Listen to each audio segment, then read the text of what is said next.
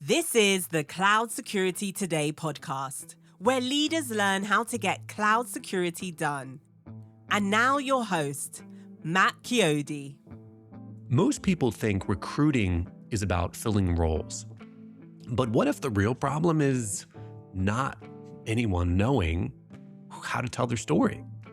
Today's guest, Michael Piacente, has spent his career at the intersection of technology, leadership, and talent.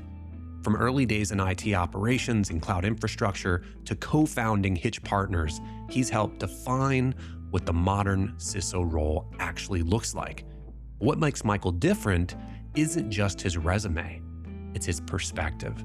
He saw early on that the gap wasn't technical skill, it was translation, the ability for leaders to explain what they do, why it matters, and where they're going next. And in a world where the CISO role is still evolving, that gap has real consequences. In this episode, we get into career inflection points, burnout signals, and why the security community might be the only one that still shows up for each other when it matters most.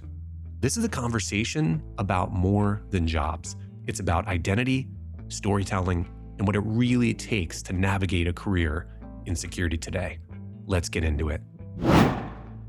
Michael, welcome to the show. Hello. Good to see you. Good to see you. You as well. You as well. This is fun. I wanted to dig a little bit into your background. You spent the first decade of your career in IT operations. Mm-hmm. I'm curious, what pulled you away from being an operator into executive search, and what did you see that made you want to stay?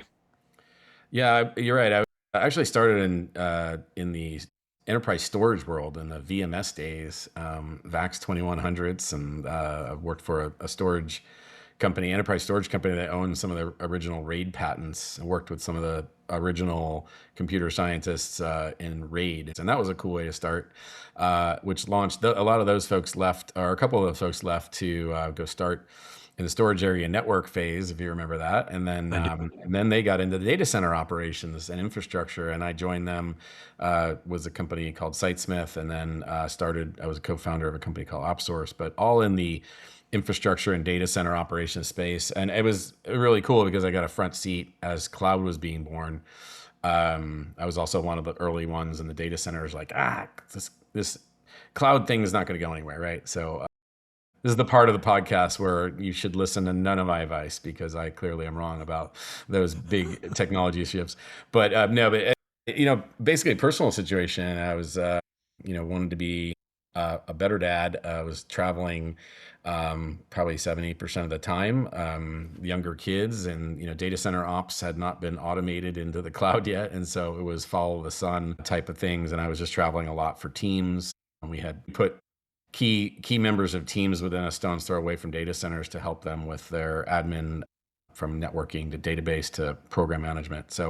And I actually realized, quite frankly, that I was actually better at offering guidance and help to others than focusing on my own kind of career advancement and climbing the ladder. I had no intention of climbing the ladder. I just sort of liked my lane. I ended up being pretty good at sort of watching others succeed and kind of helping them with their own brands. And I was good at understanding sort of the balance between people's highly technical skill set and how they explain their skill set to the business and to customers. I was watching it front row seat of watching the original database administrators and others really struggle with that. So strangely, I was not good at it myself, but I realized that I actually could help others. And it just so happened that a good friend of mine was starting a finance and accounting executive search firm and wanted to start an IT practice. I'm like, well, I don't know anything about recruiting, and they didn't know anything about IT. So I figured this is a good marriage. And 10 years I spent with them building like a family. We had built it all together. It was super fun. And then I realized getting into the recruiting business that like the recruiting space had nowhere to go but up. I thought IT had bad processes and broken processes until I got into recruiting, and I was like, whoa. It was terrible accountability with communication. We call that ghosting now. We actually have a term for it now. It was just a lack of thoughtful calibration. And I think most importantly, what I was disappointed was that no one was really telling a story. The candidates weren't telling a story of who they were and who they could be and who they were, where they came up from. And the clients were really having a hard time telling a story of what they're looking for. If that sounds familiar, it hasn't changed, right? Everyone was kind of following a spec. They were very linear. Even though technology enabled a lot of this, especially during the SaaS kind of implementations, it's still a human behavior that was driving it. And, in the end, people make the difference, but no one was telling a story. And so I really enjoyed working on CIO type of roles and everything up and down that layer. But I ended up switching over to CISO. I can tell that story for another time, but we started noticing that CISOs were a new brand, specifically around the product and application, and hence the idea to kind of discover the modern CISO. Joined with a great partner of mine, my partner today, Brett, and we started building Hitch Partners. And it was impressed upon us that there was a common theme that no one knew what these people did, what their capability was, and how they were going to be paid. But I noticed that there was this common sort of mission among the community. I really kind of fell in love with the CISO community, the security community. There was a ton of camaraderie, brothers and sisters getting together, a sense of fighting the common enemy. And I wanted in, right? I kind of hear and speak even today with, dozens of CISOs on a weekly basis and these security leaders, and they really need help and they need guidance. They're in pain. A lot of them have never looked for a role before. This is all new muscles. And they've been busting their butts for 15, 20 years only to find out that time is running out on their next job search. And what I find is like no one's there to help them except for the community. And that's super depressing at times, but also extremely empowering at other times to know that there's a whole community behind you. And I just wanted to be part of that community. So that's what kind of has continued to keep me to stay. And now the community has been fairly bifurcated and splintered off. But the sense of community, all these different Slack channels and common ways of helping one another is pretty cool to watch. So it's been awesome. It's been an awesome journey so far. I want to go back to one thing you said a couple minutes ago that caught my attention. And that is you said that in your role as an IT operator, you realized you were traveling a ton and you wanted to make a change for your family, right? You wanted to be a better dad. Maybe talk a little bit about just like what were, because I think this is super helpful. We talk a lot about like burnout, CISO burnout, things like that. And I recently just took a 45-day sabbatical, right? Which I will do a podcast on eventually, but maybe not. I don't know. I did a LinkedIn post. Want to hear that. People want to hear it, right? Yes, but there were signals that I saw like leading up to that led me to eventually take that time off. But I'm curious for you, like what were maybe like one or two signals other than the fact that maybe your kid was calling you not by your first name instead of dad? That's a joke, but hopefully not. But I have heard people tell me, I've had guests tell me that was like a signal when their kid was like, John, like, it's nice to see you. But no, what were like maybe one or two of those signals for you that like, hey, something's got to change? Yeah. Well, first of all, if you think about technology, there was no Zoom, there was no iPhone, there's no smartphones then. I'm really dating myself here, but 2004 or 99 to 2003 was when I was kind of in the high executive level, kind of managing. I was kind of kicking out of my coverage. I was a young, I guess 30-something-year-old VP, really trying to learn business at the same time, how to learn how to be a dad, and doing both fairly poorly. So I knew I had to focus on one or the other, and it cost me a lot, to be honest, personally. And things are better now, but it was a really rough time. And so I think just technology really helped. It wasn't helping because it was, barely cell phones and no video. And so you felt a sense of disconnection, and not only disconnection, but also disconnection from my own community where, not being in the school. And when I was home, I was all in, right? It was like, just overloading on volunteering for this, doing this sports thing, coaching this, doing that. And it was just like sort of burning the candle at both ends. And it was very unhealthy. I gained a lot of weight, and I was working out. So it was like, I was like a big bulky dude. And it was like, I was like, well, this isn't going to be good for me. Stress level was there. And data center operations back then was highly, highly stressful, still is, I'm sure. But, there were no automation tools. You had to do everything by hand. It was all operator run. So yeah, I learned a lot. Going through it a little bit right now, not in the same personal situation, but I'm traveling a lot, 60, 70% of the time. But luckily I have, family life a little bit more balanced, and older kids, of course, too. Thank you for sharing that. I think it's really important because I think as we mature in our careers, there are certain things we learn to, well, hopefully we learn to watch certain signals. And as we get older, hopefully we get better at recognizing those signals earlier and we can put some things in place, community, relationship, things like Yeah. that. I think it's really important. This is one thing I hear a lot from listeners who are more junior, earlier in their career, that they're curious. That's why I ask this question to my guests a lot. And I appreciate you being transparent about that. So, Yeah. I think it's hard to to learn how to be an adult at the same time. It's at the same time you're learning how to be excellent at your job. I think those two things in balance and harmony are very difficult for anyone, really. I've seen 60-year-olds have a hard time with it, but specifically those in their late 20s, early 30s. At the same time, by the way, the drug is, you're always chasing the next challenge. You're making a good amount of money for the first time, and you're not thinking about these are your highest potential earning years, but it slips away real quickly. So the months and the years start blending together. So yeah, I'm acutely aware of it when I'm talking to others and kind of listening to their balance, and they're like, I want to go for this job, and it's like, let me just be the old father figure for a moment and talk to you about balance, right? I have all these young dads and moms that they're like, I want to take this role, right? I'm like, have you thought about what I mean? It's my role. So I'm like, not trying to talk them out of it, but also like, have you thought about this balance thing? And they're like, I just want it. I'm like, okay, but this is what it's going to mean. And having gone through it before and having sacrificed, I definitely take that tone with them to say, don't jump into this, right? Just because you think it's the best. There'll be another one. There'll be another one. I think that's what makes you good, right? You're willing to potentially put something that you would get paid for. Maybe it's not that one. You put the individual above the role. I've always appreciated that about you. The one thing I'd also say is that, and this is what I appreciate. We'll get to the research here in a minute, but I think you approach the market differently than someone who kind of grew up purely as a recruiter. And so my question for you is like, how does it change how you approach it, right? You came up through an operator. How does that approach how you Yeah. read the market versus somebody who came up purely as a recruiter? Yeah, there's a couple things here. Go through it. First of all, before I was an operator, before I was in that space, I was also a history major. So in fact, I'm a pretty big history junkie. And there's a lot to learn from history. And technology is one big history cycle. It's just repeating itself over and over again with billions of dollars in marketing, coming up with new concepts and new nomenclatures, but it's actually the same kind of approach. Of course, it evolves. The technology, AI is something we haven't seen as an example, but some of the concepts around AI are the same thing we were doing back in my VMS days, my VAX days, right? So same human problem, same goals to be productive, to build something great, to make more money, to be existing, but a new technology to do it. And I guess coming from kind of more of the operations side, because I played sort of a role, operation and sales, right? That's what we did back then.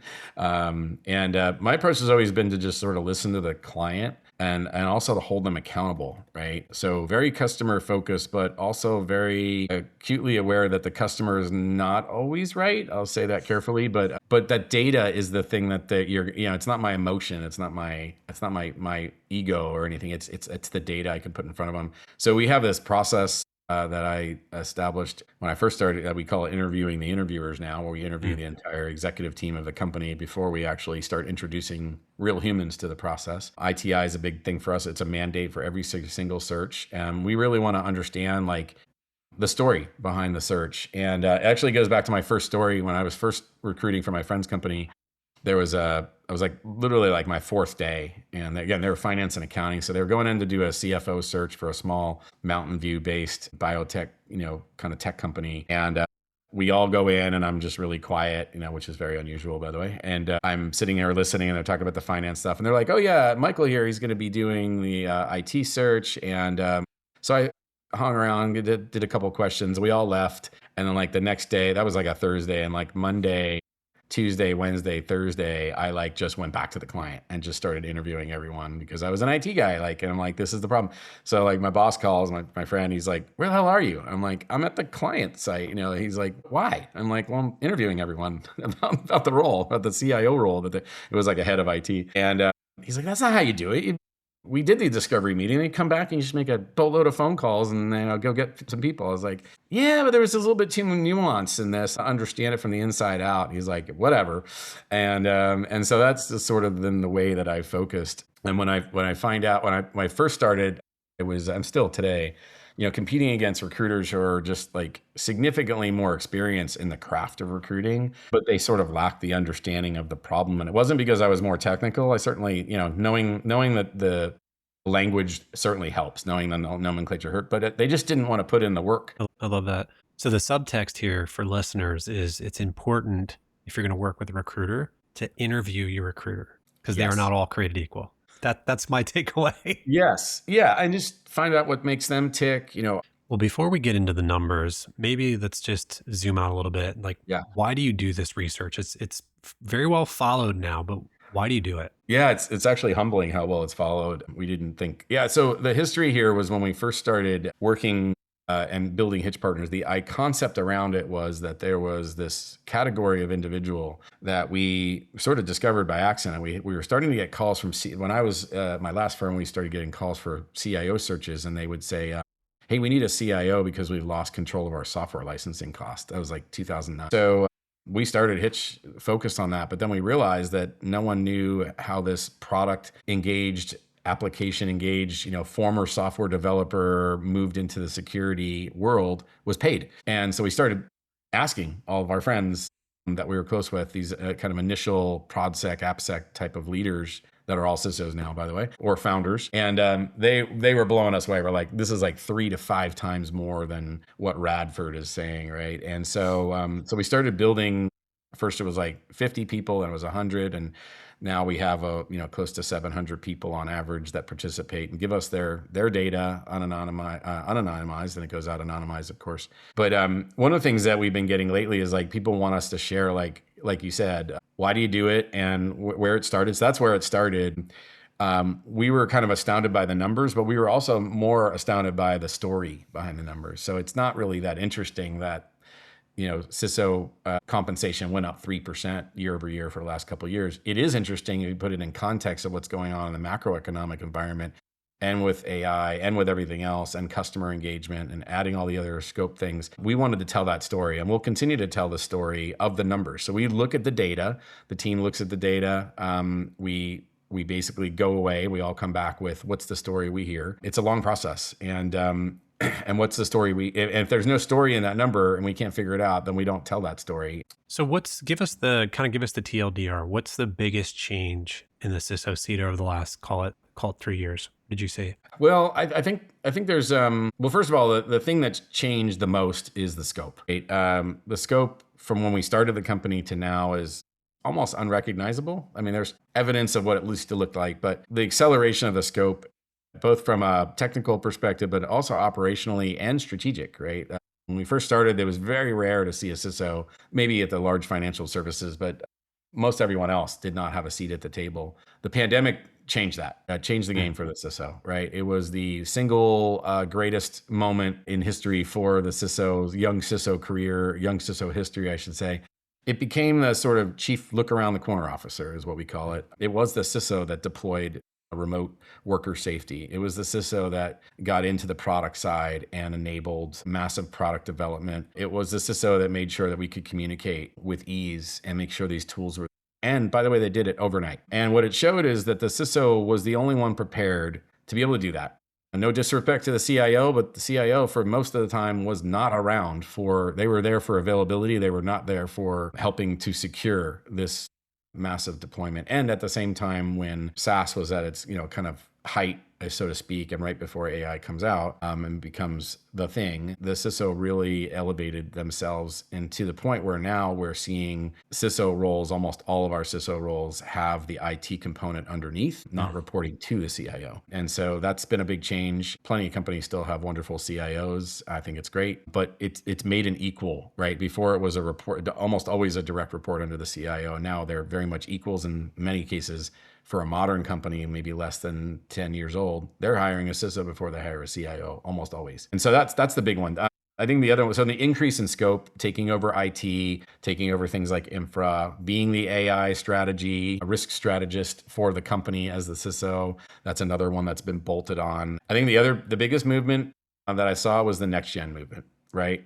So this has been the coolest thing, right? And I've kind of dubbed this the year of the next gen. Selfishly, we have like 3 or 4 events that are around this. One coming up in New York on May 13th.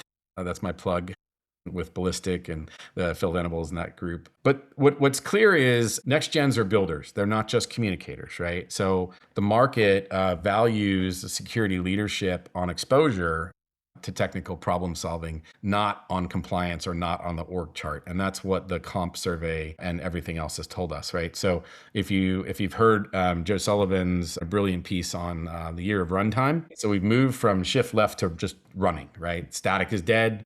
AI apps are now dynamic. Your chatbots are moving to agents. And if an agent is compromised or starts hallucinating, you have no time to react with traditional software. And so these apps have to intercept the runtime before they can commit to a database or a cloud environment. And so, okay, that's all great and crazy, but how does that translate? Well, it translates to product security, knowing and understanding ProdSec at its core. And essentially, if you think about it, what runtime means to me is that it's that space where the CISO and the CTO meet, where product and security meet for the first time ever. It's always been there, but never before like this. And hopefully this is where the next gen, it's why the next gen was built the way they were. And hopefully they're all ready to step up. But you can't just approve a piece of software now and then walk away. You've got to monitor it in what it's doing while it's doing it, right? It's a very different game now. And so that makes the security leaders in these environments a totally different approach to how you're hiring, right? And what you're hiring for. I want to go back to real quick, Mike. I want to interrupt you because you said something that I want to go back to. You said that the scope of the CISO role has changed, right? It's more technical, and a lot of times it includes IT. And I know that's the case. I have a number of colleagues right now who were just recently, maybe the CIO left or something like that. And guess what? They gave it to the CISO, right? Yeah.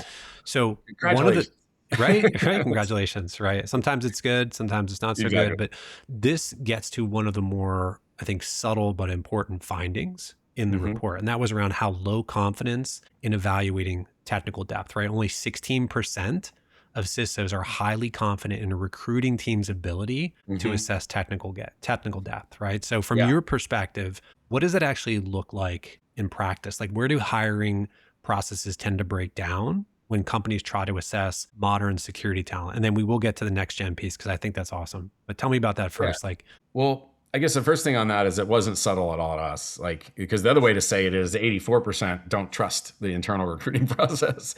16%, I'm a glass is half empty sometimes and glass is half full sometimes. But yeah, I mean, assessing technical depth at an internal or even external recruiting team measure is terrible, right? It's just terrible. It's hard, right? This is not a marginal number, right? This is a near universal experience that everyone's having. And it's consistent across public and private, across all company sizes. And look, you have to put it in perspective, right? Like, internal recruiting teams are very good generalists. My wife did it for many, many years after we actually met in our previous company, and she went on to be an internal recruiter for a couple of huge organizations, and she had averaging like 28 searches on average, right? And they're all over the place, right? You're constantly playing catch up, and recruiters are doing the whack-a-mole thing, and so they become fairly and by the way, not too different from an incident manager, just to tie the two together. But then you get to something like a CISO search, right? And it's just different, right? Maybe you've done it once. We run into that sometimes internally, like, hey, I did a CISO search. We did one back in 2020 for my last CISO, and that's great, right? But every CISO search is nuanced, right? Every single one of our searches is different. It may have some of the same components, but something like a ProdSec engineer turning into a CISO is very different than an IT person turning into a CISO, very different than an AI architect turning into a CISO. I mean, forget about using LinkedIn for this stuff. This is unlike any other technical role that they've ever come across. And hopefully they're not treating it like any other position in their role. And I'm learning every day, right? So it takes some time to do these very different roles. It takes the nuance. It takes companies sometimes 10, 15, 20 interviews to figure out what they really want. And so what's happened in the security recruiting world is, like, you get You probably can assimilate with this, Matt, but like, 7 rounds of interviews before anybody has the confidence and authority to make the call, right? Yeah. No one knows how they want the program built. How do they prioritize risk? What does the first 90 days look like? Okay, maybe they know that, but they certainly don't know the first 180 days. We ask candidates or you ask clients all the time, like, what does success look like in 6 months? Like specifically, like walk me through each component of the org chart and tell me what success. And they're like, we don't want to be hacked. I'm like, that's not an answer, right? Like, come up with a better answer, because my candidates that I'm going to show you are professional risk mitigators and they're professional storytellers, and it's not going to fly. You're going to get turned down after. So how serious do they take leadership for recruiting for the security role is huge, right? And again, not a shot to recruiters. Recruiting is hard, but security leadership recruiting is super specialized. Most companies have done it once or twice, and they try to put the CISO search specifically in a box with every other search in the company. I'm like, it's not the same thing. I don't know how to tell you, it's not the same thing. You have the wrong expectations, you have the wrong comp, you have the wrong location focus, you have the wrong reporting structure, you made the wrong mandates, right? Like, so it's just one thing after another. I appreciate that.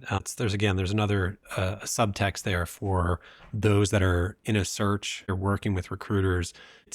There's the recruiter part of it, is this the right recruiter? But then there's also when they are going into the interviews, a lot of times that direction of those questions is 90% from the company to the interviewer. And there only is like 10 or 20% that's in there for the interviewer to ask questions for the prospect to be asking this potential employer. And I think that's where you got to slow things down, like when you're in that process. Because again, I was just listening to one of Lenny's podcasts, and he was talking about, he had a guest on, Jacob, I forget his name, but he was talking about the information asymmetry that exists between the company and the interviewer. And you've really got to slow things down to understand the company itself. And like you said, to understand when you're talking to multiple different leaders and you're interviewing, do they have the same view on what this role is? Because if you're asking questions and you're getting, you said across 7 different rounds, you're getting 7 different answers, you might be walking into an absolute minefield, which then leads back to what we were talking about, which is,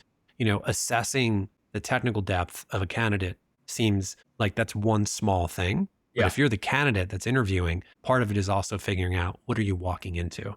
And so I think that's a big part of it as well. Yeah. And I always said this publicly, CISOs are also menches, right? Menches, like someone that's so helpful to others that they'll actually put themselves last and go help whatever the problem is, right? Like really good people. And so like, I could fix this. I could fix these guys. Like, just give me a shot. Just put me in, coach, right? Like, so, and they get that. And it's by the way, it's one of the reasons we don't use resumes, right? Like resumes are a crutch for interviewers, right? You're looking, okay, where is it that he or she has done these things all in sequence to make sure that they could be the scale and appropriate. And sometimes the story is like where the candidate came from a company brand perspective. You'd be like, oh yeah, they definitely went through that. But then like individually, were they involved in that?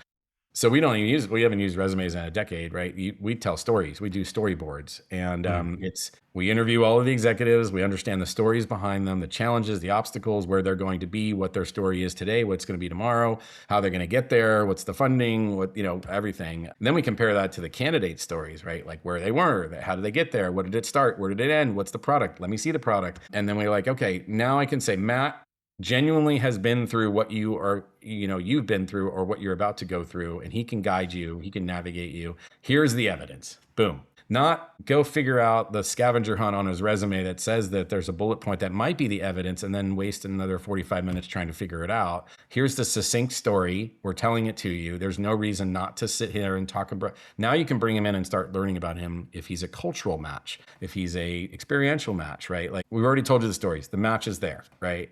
Let's do the hard part for you. Now you got to figure out if this is going to work. Like, do you like him? So anyway, those are some things that we look at. So one of the things I pulled out from the report, and this kind of caught my attention, was you asked around AI governance. You asked a question around that. Only 2% said that AI governance was optimized, which really is not that shocking, given that what I call the AI revolution really started in the enterprise only in the last 3 years. Like what are hiring managers looking for from security leaders? Yeah. And keep in mind from my earlier comment that, like, in my opinion, the AI data that we captured in this report, while really cool, is already out of date, right? So it's probably not 2%. It's probably a lot higher, maybe 10, 12, I don't know. But we're going to do it again. And also the other thing is every board deck in America has an AI slide now, right? Oh, yeah. Everyone's talking about what they're doing for AI governance. I think it's 57% of private companies and 67% of public companies claim that they're aligned with NIST AI RMF, right? So, but when you dig in, only less than 25% have anything resembling a repeatable process around AI compliance, right? When you honestly ask those, it's a checkbox adoption, right? They've read the framework, maybe they've mapped it a slide, they have a Slack channel that basically talks about, okay, every process we have, but there's no operational maturity behind it yet, right? And it's getting worse, right? It's getting worse because AI is speeding up as far as a productivity tool and an offensive and defensive security tool. So what we found was even more scary than the 2%, Matt, was that I think it was, what was the number? It was like 60+% of security organizations had no plans of hiring an AI security specialist as a leader. That is scary. Or on the job. It's like, hey, here's this new thing that could like help us or crush us, but we're going to use our existing resources, or we're not even going to invest in our existing resources together. We're just not going to hire it at all. We're just going to go about it, and hopefully it just goes away and it won't be a problem. And I'm like, wow, right? Because I could tell you the adversaries are not thinking that way, right? So the entire threat landscape has shifted. Model manipulation, and AI supply chain risk, and prompt injections, and all the, not hiring and not following the hiring is really scary. We're just starting to see some of our first, larger financial institutions calling and saying, yep, this is a big problem. We need to bring AI in as an architectural discussion, reporting to the CISO. And so that's kind of cool, but they're all developing it at one time. We're happy to walk them through it. I actually think the half is glass full on this one. I think that the E-suite is recognized from the pandemic and everything that the CISO has gone through, that the CISO is really the only one in the organization from a product, process, people perspective that actually could narrate how to make sense of everything going on with AI. And I actually think this is very much a golden era for CISOs. So there's a tension that I'm trying to understand, right? On one hand, there's some workforce data that came out from ISC Squared that's saying that AI is now the number one skills gap in security. But then on the other hand, we're seeing signs that AI is flattening hiring, it's reducing the need for certain roles. My question is AI creating more demand for talent, or is it actually compressing the workforce? What are you seeing? Yeah. Wow, that's a good one. Good question. I think ultimately it's going to create more demand for talent. I think that even leading up to AI, the constraint for technical talent and operational talent in security was not budget related. It was finding people who actually could do the work. Right? And I think that I think we're in a phase right now where AI is without a doubt pressing the workforce, but it's a phase. It's hard to look in when you're in the phase and say, this is good. And I actually do think it will get worse before it gets better for some people and some positions. But look, again, I'm a history nut, right? So I'm going to go back in history. I started when there was this thing called a PMO. By about 2014, it was gone. I started when there was this amazing positions called a business systems analyst that went away overnight because this thing called SaaS basically got rid of them, right? Because now you went directly to the business and said, oh, your salespeople can now manage the sales force, and your marketing people can. You don't need a business systems analyst. SaaS, you didn't hear any news articles about that. But you're talking about hundreds, if not thousands, of people lost their current job and moved into something else, right? And look, agents will replace, but productivity will catch up. Is kind of the way that I look at it. There's never been a time in history ever where as humans, we've figured out a level of innovation that didn't become more of a productivity outcome for humans. But there's always been an adjustment period, always. Well, I love that you're tracking next-gen talent. And in fact, you guys don't just track it, you're calling it out as one of your 6 strategic imperatives for this year. Oh, yeah. The thing that's really cool, maybe not cool, I don't know, I thought it was interesting, is that you're seeing next-gen compensation outpace CISO growth, right? Which implies that execution talent is getting harder to find, right? So I'm curious though, in actual searches, where are companies struggling most? Is it developing the internal successors? Is it finding external leaders who can bridge strategy and execution? What does that look like in the context of next gen? Yeah. So a couple things going on here, and I've really tried to dig into this, and I'm still learning, like, okay, this trend, looking back in history and saying, okay, how did this work with historical things, right? How did this work with the business systems, the business applications folks that became CIOs, right? The application security folks that became CISOs, and ProdSec became CISOs, the compliance folks that became CISOs. Like, where is the history in this? What the market's telling us right now is that execution capability is now more valuable, or at least as valuable as executive presence. So people that actually can build and operate are getting paid like CISOs. In fact, sometimes more, right? We have deputy product security levels that are well over the million mark, multiple million marks. Whereas the CISO growth for a CISO overall has been 3 to 4%. It's been flat in the public space, and private has gone up about 3 or 4%, right? Not earth shattering. Whereas total compensation for the next gens is 6 to 10%, right? And that's wow.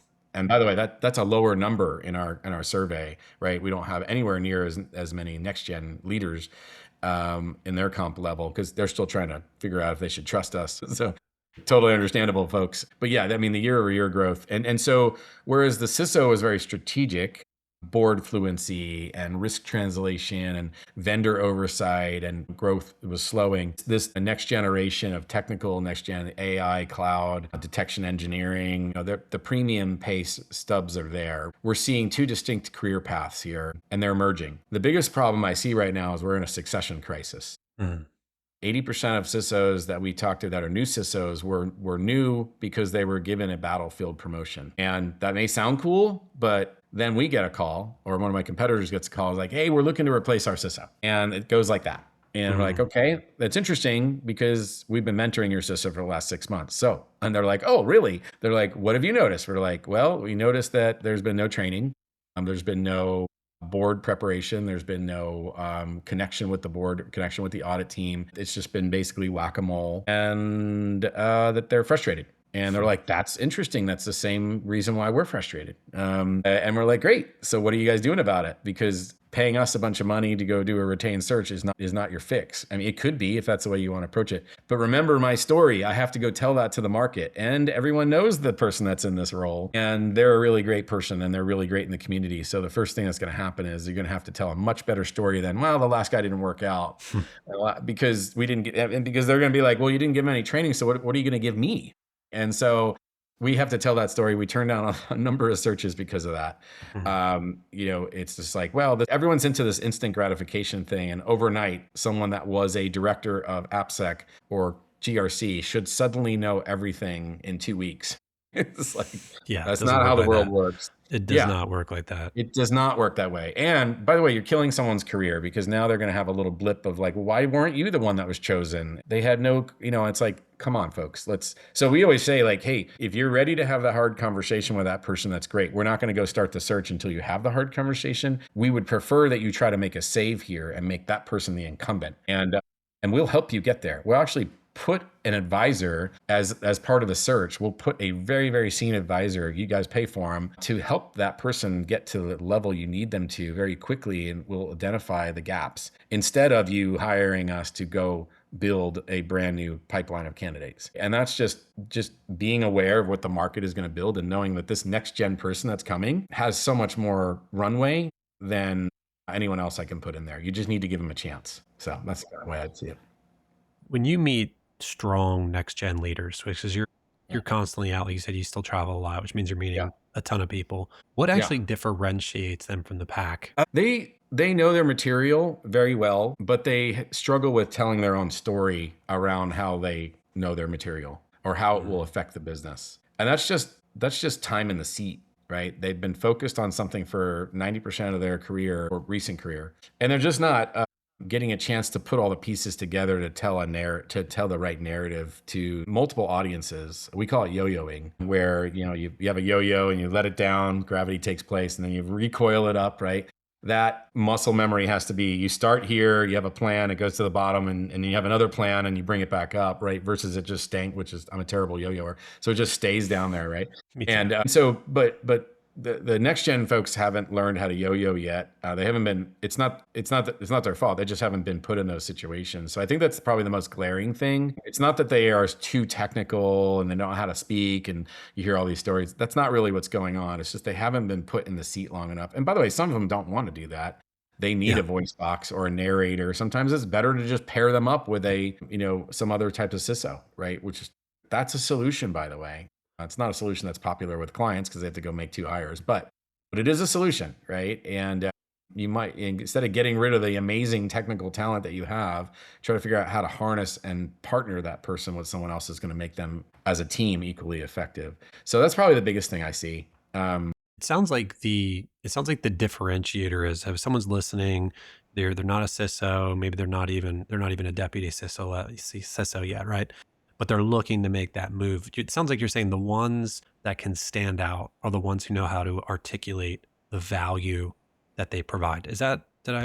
Yeah, the ones that can codify the message and narrate their stories in a way that multiple audiences can take value out of it are the ones that usually stand out. And my message, by the way, to any CISOs listening is, look, you made it. And yes, you're still working on your career and advancement. And I'm not saying that your career is over by any stretch, but you have an obligation to ensure that next generation is enabled, is empowered, and is able to learn. And you give every effort of a succession plan, putting them in situations where you go on vacation for a week or 2 and they have to run things on purpose by design. Put them in front of the audit team and say, instead of you, right? And one thing I do find about CISOs is very few of them have egos. So this shouldn't be a big ask for CISOs, but we're never going to get there if we just continue to run 1,000 miles an hour through the wall and just say, I got it.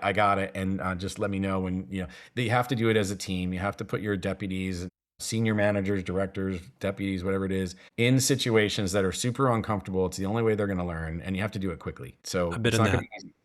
I've been in that scenario. I've been in that. Yeah. I've been in that myself where when I was more earlier in my career where I had a leader I worked for and 20 minutes before me, and they're like, hey, Matt, I need you to run this. And I was like, well, I can't do it. Right. But you start to build that muscle. Like the first 2 or 3 times that they ask you to present before a committee and you only have an hour or a couple hours to you start to build that muscle. And I think that's something for the CISOs that are listening, or it doesn't actually matter what level of leadership you're in. If you have a team, giving your team, someone on that team, you should know them like a coach knows their players. Like it is on you to develop them. And one of the ways you do that is you let them share the spotlight, right? And yes, there's the risk that maybe they won't do it as well as you. And they probably won't do it as well as you, but that's how they learn. Absolutely. I coach girls basketball. It's like one of the highlights of my life. And I can walk down the bench and be like, hey, see what that girl, see what she just did? I need you to go in and do that next time. And they'd be like, yes, coach. And be like, that's the worst way to coach. It's like, okay, everyone see what they did. Now go in there and do that. And by the way, I don't expect perfection. I actually expect you to mess it up. So, because then you'll know what it feels like to, God, it wasn't that easy. Right. But no, I think the CISOs are doing a great job. I think they're tired. I think they're stressed, but I also think they need to find their inner empowerment, their inner mission to help these. That's why we're doing these next gen CISO. Not to mean a plug, but the whole concept behind them is let's go get some luminaries from the industry that show like this is how I got there. This is the obstacles I ran into. Tell stories. Very casual. No vendor influence. No pitches. Nothing. No sales. And just tell stories and get people over the line on wanting to be CISOs. When we ask next generation level leaders if they want to be a CISO, I'd say a good 30 or 40% of them are like, hell no. Like that job looks like it sucks. I'll watch what Matt goes through. I don't want to be like Matt. I want to be fun. I want to go to Burning Man, man. I want to do things. I totally get it, right? But it is a good job, and I think we need to work together as a community to get everyone there. Well, Mike, this has been it's been fascinating. There's still a lot more in the report. We encourage the link to the report in the show notes. Thank you. But this has been super exciting. Thank you for kind of pulling back the curtain a little bit, talking to us about the recruiting process. I think this will, take this transcript, put it in a GPT, use it to help prepare for your next interview. Mike, thanks for coming on the show. My pleasure. I'm honored to be here. Thank you. Thank you for joining us for today's episode. To find out more, please visit us at cloudsecuritytoday.com.